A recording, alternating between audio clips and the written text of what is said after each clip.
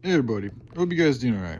So, my intuition tells me, and certain things I've seen recently has led me to the unfortunate possibility that, quote-unquote, they will try and use our own military against us. So you can look to the movie The Siege. It was done in the 90s sometime with Denzel Washington and Bruce Willis. Really good movie, other actors too. But it's just a great depiction of how that can actually go down, to where the military, our own military, that our own taxpayers that we pay for, could be used to detain and control and essentially, I don't know, destroy is the right word, but create even more conflict here on our own soil. And that goes because if we were to go against the narrative, the agenda, or the protocols and policies that certain campaigns and people put forth for the people to follow, there's ways that they can turn us into terrorists in our own hometown when we're really just trying to be Americans and be our, humans and good people and citizens with our own rights. So, I mean, if you look, another good movie too is Sum of All Fears. They talk about how, you don't fight Russia and America. You get Russia and America to fight each other. So these people are largely outnumbered. We outnumber them, what was it, 1,000,000 to 1, I think Aubrey Marcus said. So the numbers are in our favor, like severely, like hugely are in our favor. And they know this. So what would you do if you were in their position? Try to fight somebody that's overpowering you 1,000,000 to 1? Those are just crazy fucking odds, especially if when they do that, and it's clear that they're doing that, that would bring people together, because they'd be like, oh, we do have a common enemy. Perhaps we should come together in a common force as humans and fight this force. So they don't want that, because we would beat them. But what they do want is us fighting ourselves. It's exactly what's going on with the Israel and the Palestine thing, and just what's been going on for eons here on this planet, is humans killing other human beings.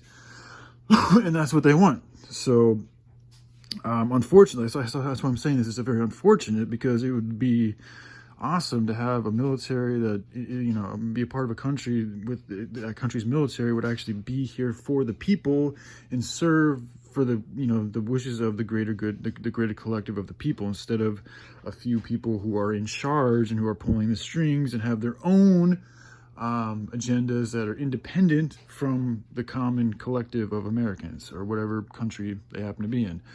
So anyways, it's in my intuition that they're going to try to do this type of shit. So anyway, here's some information on martial law. All right, so this is from a Google search, and it just says, in the United States, martial law may be declared by proclamation, of the president or a state governor, but such a formal proclamation is not necessary. And then 401 on what it takes to declare a state of emergency, because that's also what brings in martial law. Did I just say that? I'm sorry, I'm a little tired. No, I didn't say that. Okay, anyway. So 401 from a Google research. The governor can declare a state of an emergency under authority granted in ORS Chapter 401 under a declaration. The governor has complete authority over all state agencies and has the right to exercise within the area designated in the proclamation, all police powers vested in the state by the Oregon Constitution. So when I saw that Oregon Constitution part, I was thinking, like, do all states have their own constitution? And they do. It's just interesting. They didn't. I don't know if they told us and I forgot, but you don't really hear about this very often. But it's something to take heed, in my opinion, because each state is kind of like its own individual country, and based on what the fuck's going on in that state or that country is gonna, could say a lot about your future. So it's important to know these things, because that's what's going to help dictate the state of being. Constitution is all about your health, your well-being. So it's good to know the constitution of the state that you're living in. So this is from a Google search on each state has its own written constitution. Yeah, so these documents are far more elaborate than their federal counterpart too. That's another thing also. There's a lot more specifics, like individual laws and ways of doing things. There's a lot of ways that they can trap you, or you not even just trap, just you might be ignorant, because they're not, shown to us in any type of like a formal, way. It's like it's there for us if we seek out the knowledge, but you have to actually seek it out in order to find it. Otherwise, you're not going to know. So it's just things to be aware of, especially in these times. But like, yeah, for instance, the Alabama Constitution, for example, contains 310,296 words, which is more than 40 times as many as the U.S. Constitution. So just right there, just an example of the Alabama Constitution has a hell of a lot more words for that one little state. It's not even very little, but for that one state, as compared to the whole country of the United States of America.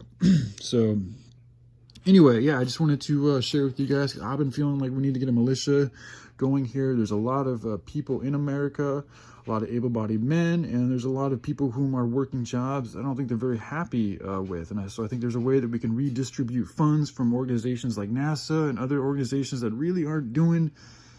It's just like, what's more important? Like, you have to prioritize things. We're living in a time here in this country where we have a lot of corruption. This child trafficking thing, just the bad, you know, I don't want to get into, I don't like naming things too much, because I think when you personally call out people by names, that is in a sense bringing about a particular allowance for them to, interact with you in a particular way. So I like to just put things kind of in a way that, we can all see what's really going on without having to like point the finger and blame, because it's not any one person's fault.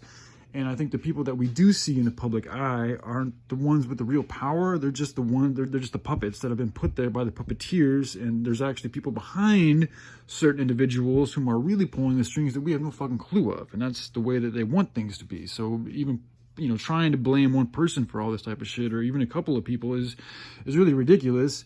And I think it's also what they want us to do, because that distracts us from the main point, in my opinion, to be victorious, is to focus on the solutions at hand, not so much blaming the ones in charge or in power, because we have the power, but we just need to use our power and focus our power and demonstrate our power in a real and tangible and good way. So, all right, I love you guys. Hope you have a good day. Bye.